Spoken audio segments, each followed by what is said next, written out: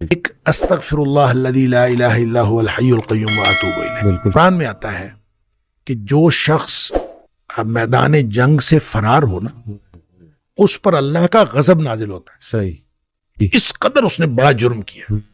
نبی کریم صلی اللہ علیہ وسلم فرماتے ہیں کہ جو شخص سوچ سمجھ کر 3 دفعہ یہ پڑھ لے، استغفر اللہ الذی لا الہ الا هو الحی القیوم واتوب، 3 دفعہ سوچ سمجھ کے پڑھ لے، نبی پاک صلی اللہ علیہ وسلم نے فرمایا اللہ تعالیٰ اس کے سارے گناہ معاف کر دیتا ہے، چاہے وہ میدان جہاد سے فرار ہوا ہو۔ اللہ اندازہ کریں پیچھے بات کیا رہ گئی، اللہ، یعنی اتنا بڑا اگر گناہ اس سے سرزد ہوا ہے اور وہ اللہ سے معافی مانگتا ہے، استغفر اللہ الذی لا الہ الا هو القیوم، 3 دفعہ یہ کہتا ہے تو اللہ تعالیٰ اس کے سارے گناہ معاف کر دیتا ہے۔ پھر حدیث میں آتا ہے کہ سبحان اللہ و بحمدہ، صحیح، جو شخص یہ 100 دفعہ پڑھتا ہے، صحیح، سبحان اللہ و بحمدہ، بس اتنا، صحیح، اور اللہ تعالیٰ اس کے گناہ معاف کر دیتا ہے چاہے سمندر کی جھاگ کے برابر ہو، کیا بات، یعنی جتنے بھی گناہ ہیں اللہ تعالیٰ معاف کر دیتا ہے۔ بالکل ٹھیک، تو یہ اسی طرح جو اللہم اجرنی من النار ہے، جی ہاں، جی ہاں، یہ 7 دفعہ اگر کوئی شخص صبح کے وقت پڑھ لے، صحیح، 7 دفعہ شام کے وقت پڑھ لے،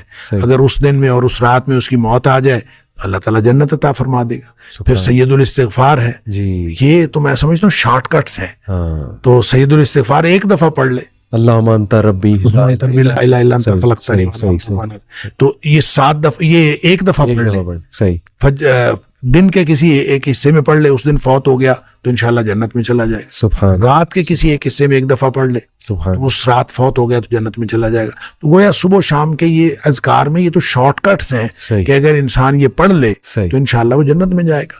باقی جو انسان کو یہ خیالات آتے ہیں نا، سائیکولوجیکلی انسان کو ریگریٹ ختم نہیں ہوتا، جی، یا گلٹ ختم نہیں ہوتا، جی، یا آپ کہہ لیجئے کہ اس کے وسوسے ختم نہیں ہوتے، ایسے، تو اس کے لیے ایک علاج نبی کریم صلی اللہ علیہ وسلم نے بتایا، وہ ہے لا حول ولا قوت الا باللہ، واہ، بس اتنا۔ صحیح، اور اس کو اگر 100 دفعہ کوئی شخص پڑھ لے، اچھا، لا حول ولا قوت الا باللہ، صحیح، صحیح، لیکن پڑھنا کیسے ہے؟ پڑھنا اس طرح نہیں ہے کہ آپ بس پڑھتے جائیں، یہ ہے کیا لا حول ولا قوت الا باللہ، اصل میں کیا ہے؟ صحیح، حول کا معنی بھی قوت ہے اور قوت کا معنی بھی قوت ہے۔ لا حول ولا قوت، یوں کہہ لیجئے نہ کوئی اجتماعی طاقت نہ کوئی انفرادی طاقت الا باللہ، سوائے اللہ کے، اللہ، یا نہ گناہ چھوڑنے کی طاقت نہ نیکی کرنے کی طاقت صحیح، الا باللہ، یعنی یا تو ایک کو پازیٹیو بنا لے، ایک کو نیگیٹو بنا لے، یا ایک کو اجتماعی یا ایک کو انفرادی۔ صحیح، اب اللہ کے سامنے اس کو اپنا مسئلہ سمجھ کے نا، اپنا جو بھی مسئلہ ہے وہ سوچے صحیح، اور سوچ کے اپنے اللہ کے سپرد کر دے، یا اللہ میری تو کوئی طاقت نہیں، نہ انفرادی نہ اجتماعی، واہ، الا باللہ، ہاں کیا تو عطا فرمائے طاقت تو ہو سکتی ہے۔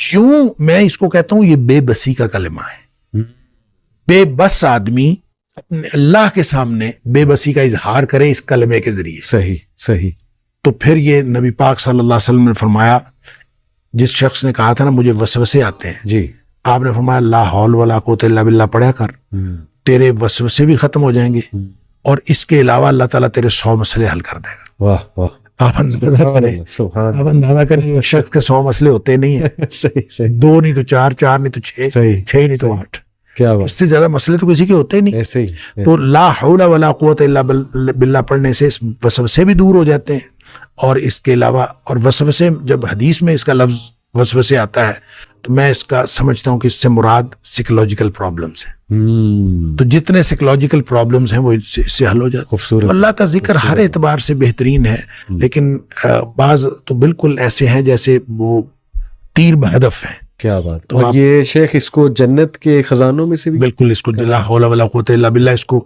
نبی اکرم صلی اللہ علیہ وسلم نے جنت کے خزانوں میں سے خزانہ بھی قرار دیا ہے، کیا، اور جس کو جنت کا خزانہ مل جائے اس کو اور کیا چاہیے۔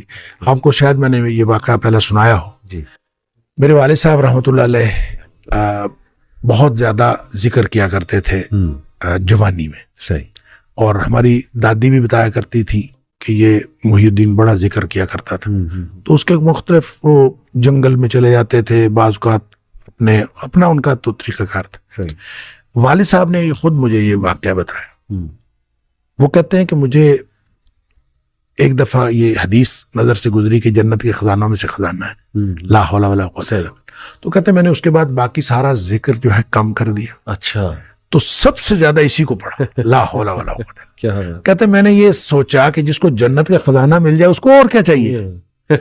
تو کہتے میں نے صبح و شام کثرت کے ساتھ لا حول ولا قوت الا باللہ، لا حول، بس یہی۔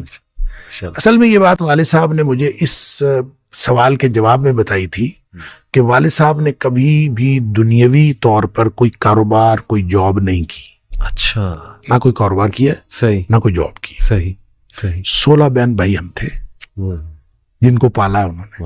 ماشاء تو میں نے ایک دفعہ ان سے پوچھا تھا کہ ابا جی آپ کو کبھی زندگی میں کاروبار کرنے کا خیال نہیں آیا؟ اللہ، ان کا آیا تھا، ان کا کاروبار کا خیال آیا تھا جوانی میں۔ پھر انہوں نے یہ واقعہ بتایا، ان کا جب یہ میں لا حول ولا قوت الا باللہ بہت زیادہ پڑھتا، اس سے پہلے کہتے ہیں میں سوچا کرتا تھا کہ میں کوئی کاروبار کر لوں، تجارت کہتے ہیں مجھے بہت پسند تھی، اس لیے بھی پسند تھی کہ نبی پاک صلی اللہ علیہ وسلم کو تجارت پسند تھی، اور اس لیے بھی کہ نبی پاک صلی اللہ علیہ وسلم فرمایا اس میں بہت زیادہ برکت ہے۔ کہتے میں سوچا کرتا تھا، کیا نہیں کبھی۔ تو جب لا حول ولا قوت الا باللہ میں نے بہت زیادہ پڑھا، کہتے ایک دفعہ خواب میں مجھے اللہ تعالیٰ نے دکھایا کہ میرا یوں کر کے دھڑ جو ہے وہ آدھا کر دیا گیا، اچھا، آدھا کر کے مجھ سے الگ کر دیا گیا، اچھا، اور میرا آدھا دھڑ الگ ہو گیا، لیکن میں باقی کا پھر بھی مکمل ہوں۔ یعنی وہ آدھا دھڑ الگ کر دیا گیا ہے اور میں پھر بھی مکمل ہوں۔ اور مجھے خواب میں ہی بتایا گیا، یہ سمجھایا گیا کہ تیری دنیا ہم نے تجھ سے الگ کر دی ہے۔ جنت مانگتے تھے نا، اللہ، تو ہم نے تجھ سے تمہاری دنیا الگ کر دی ہے۔ تو والد صاحب یہ فرمایا کرتے تھے کہ اس کے بعد مجھے زندگی میں کاروبار کرنے کا خیال بھی نہیں آیا۔ اللہ، اس سے پہلے خیال آتا تھا، کیا تو پہلے بھی نہیں تھا، سبحان اللہ، اس سے پہلے خیال آتا تھا، اس کے بعد کبھی کاروبار کرنے کا خیال بھی نہیں آیا۔ آپ نے فرمایا کہ نماز جب پڑھنی ہے قیام کرنا ہے، اور پورا قیام کرنا، اس میں جو کچھ اللہ تعالیٰ نے آپ کو توفیق دے ہو اتنی تلاوت کرنی ہے سورہ فاتحہ کے علاوہ۔ پھر جب رکوع جانا ہے تو رکوع کو بھی پورا کرنا ہے۔ وہ پورا کیا کرنا ہے، اس کی حد کیا ہے؟ حتی تطمئن قلب، جب تیرا دل مطمئن ہو جائے، اور اسی طرح سے جلسے میں بھی دل مطمئن ہو جائے، سجدے میں بھی دل مطمئن ہو جائے۔ اب دل کے اطمینان کی کیفیت ہے ویسے کیا؟ کبھی سوچے؟ نمازیں ہم پڑھتے ہیں، ہم نے کبھی سوچا ہی نہیں اطمینان کا مطلب کیا ہے؟